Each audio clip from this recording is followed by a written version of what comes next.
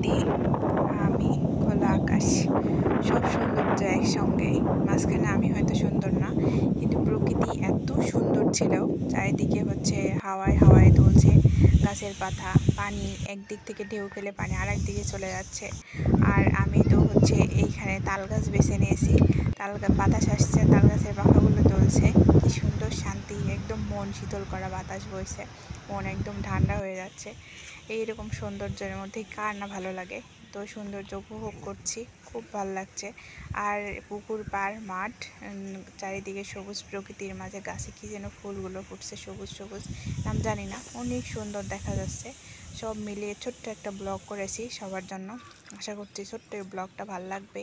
আর পানি পাইলে কার না মন ভালো লাগে, এরকম খোলামেলা প্রকৃতির মাঝখানে খোলা আকাশের নিচে পানির সাথে বসে থেকে পানির পুকুরের সৌন্দর্য উপভোগ করতে কার না ভালো লাগে। তা আমি অনেক এনজয় করেছি।